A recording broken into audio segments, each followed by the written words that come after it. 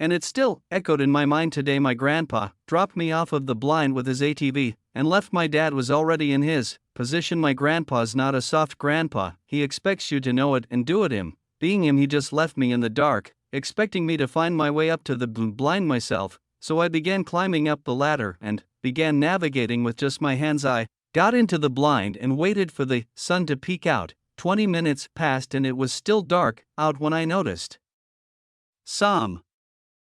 something in the middle of the trail. I couldn't see well, so I thought it was the right time to use a night vision sight that my uncle had given me. I was excited, expecting a big deer, but when I put my eye into the sight, when I saw still haunts me today. I don't care if you believe me or not, but I was expecting a deer only to find a person walking towards the woods. It was distorted looking but had the same outline of a person. I don't know how it spotted me, but I saw it turn and face. But I could see it was looking straight at me. Then what I heard next will stick with me for the rest of my life. Gave out the same exact blood-curdling scream as the night before, only louder. At that moment I cannot describe the fear I felt. The word fear is not enough to describe how I felt. I managed to break free from whatever shock I was in, and managed to grab the .22 and started to fire the entire clip into the path it was standing in. I was still frightened, so I got my rifle and fired all the rounds into the path. When I looked back into the night vision, it was gone. I started to get texts and calls like crazy, mostly from my dad. I told him what happened, and he had heard it too, and so did my grandpa. You still go there to hunt, but it has not been the same peaceful hunt. Now when I hunt, I go with my dad because I'm scared that thing might come back. I don't know what that thing was, but whatever it was, it survived 25 rounds from a .22 and 4 rounds from a .243.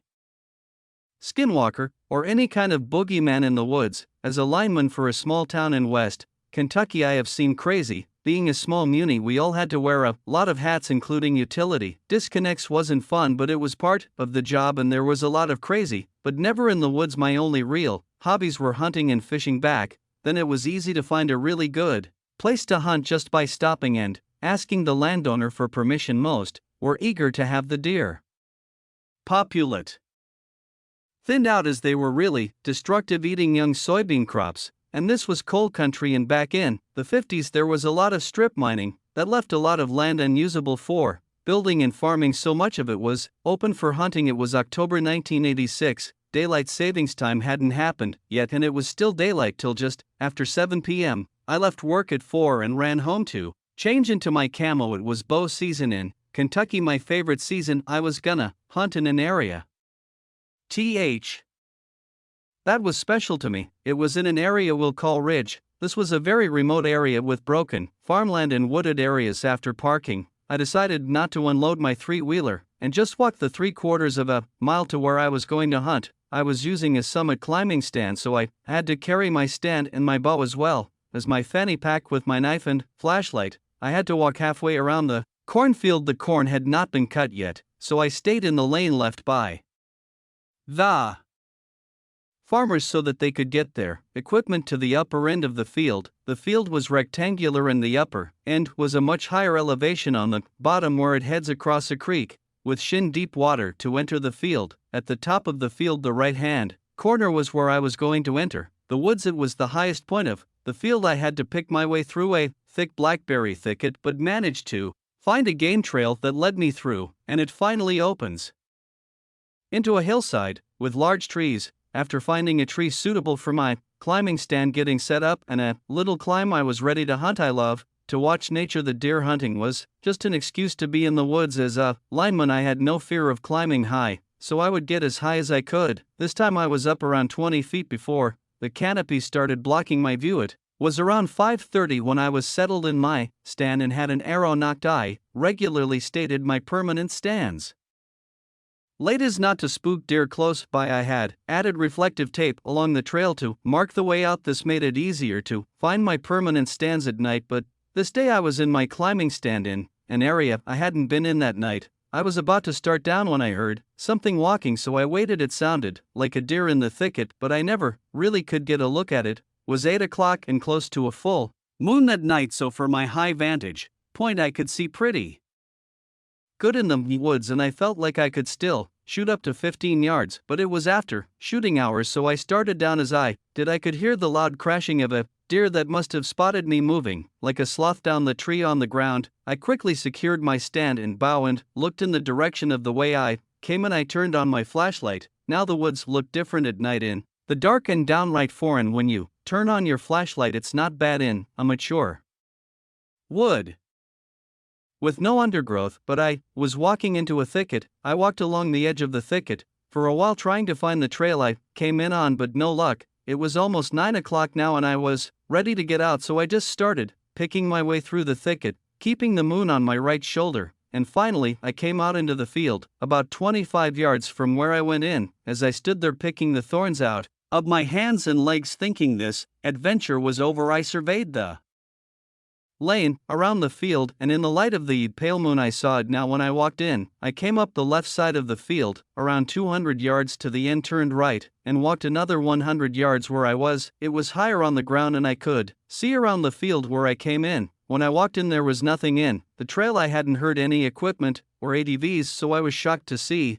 something in the trail, and no small something either. Looked 6 feet wide and 6 feet tall, just standing there about halfway up the field trail. It was the only way out, so I never hesitated. I started walking back to the trail, turned toward whatever it was standing there, hoping it was just a strange shadow, but it wasn't. I grabbed an arrow from the quiver, remembering my knife was in my three-wheeler. I walked fast and never broke stride. 100 yards away, and it didn't move or make a sound. I walked loudly straight towards it for 200 yards, all the while thinking it's really there in my trail, blocking my only way out. As I got closer I could make out what it was. It was two people standing side by side, and this unnerved me even more. It was 9:15, 40 degrees out here. Nobody should be here. I kept walking, now 20 yards away, and I see that it's a guy and girl, maybe 20 years old. 10 yards away I'm walking towards them, but no sounds from them. They just stood there. When I got to them I half expected them to jump me, but they never moved. I said, "Kind of cold out here, ain't it?" It no sound. They still never moved. I kept walking. I turned to keep an eye on them. I was thinking, okay, this is it. They never turned around, never even moved their heads across the creek, and within another 100 yards I made it back to my truck. I was even more uneasy approaching my truck. It was just so quiet. All I could think of was someone waiting to ambush me, so I kind of eased up on it very quietly and watched it for maybe 3 minutes before approaching it. It seemed fine, so I headed to my truck. As I left I tried to figure out how they got here, because I never saw another vehicle. I tried to just put it behind me, but the next day at work during lunch I was gonna run and get some food, and I noticed all 4 of my tires on my truck were low, and after inspecting them they all had around 10 to 15 roofing nails in them. I had to put tubes in them to get home. Something odd was going on in those woods. Somebody most certainly did this to my tires while it was parked in them. After this it always felt like someone was watching me when I was hunting in that area. That's why I stopped going alone, and I never parked off the main gravel road again.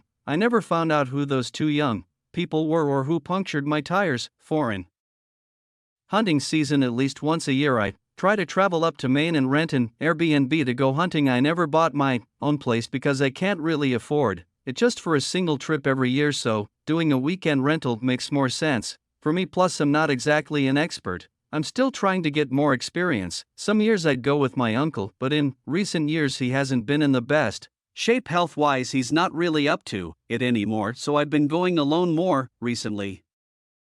Last year, which was 2022 at the time I'm writing this, was the last season that I went hunting. It was November. The Airbnb I rented was near a national park. I arrived late on a Friday because I had to come home from work, get ready, then head out on the road trip. When I pulled up into the long stretch of private dirt road to get to the cabin type Airbnb, it was pitch black outside, and it was dead silent too. This time of year there's obviously no bugs or crickets left, so the nights are dead silent and dark up there, especially if the place you're staying is secluded like this one. I pulled up as close as I could to the cabin, and the owner told me the key would be hidden under the mat. Sure enough, it was there. I brought my 2 bags inside the cabin and unpacked my things onto the bed in the 1 bedroom. It was a very cozy cabin, and the owner already had the heat turned up for me, which was nice. Maine gets pretty cold up there in November.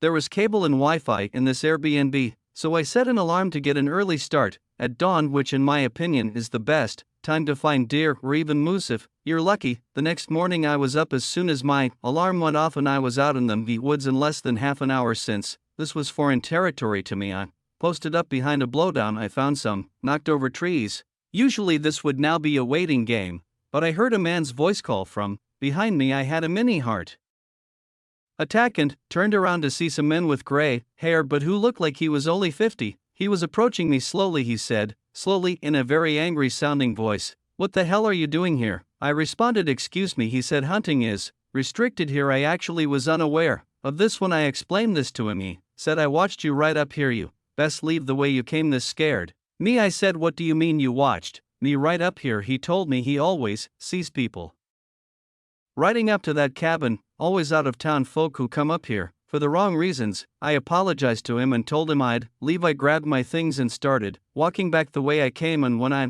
looked behind me the man was gone out of sight. I walked back to the cabin, then took my car and drove to a different park that, according to some website, allowed hunting. I posted up there and had a failure of the first half of the day. Around midday I went back to the cabin to just regroup and have a meal, but when I got back to the cabin I found that the door was unlocked. I could have sworn I locked it before. When I got inside I was almost positive certain things had been moved around and the zipper to my bag was unzipped. I couldn't remember if I left it zipped up or not, but it was typical for me to always keep my bags zipped up. I just checked every room quick before settling down. I was way too hungry to just prepare a light meal, so I drove to the little village nearby and picked up some Chinese takeout. Then I drove right back to the cabin. I was planning on heading back out to the park at dusk. When I got back to the cabin I just ate my food and went straight to take a nap. After my nap I headed back out to the park. I spent about an hour walking, maybe a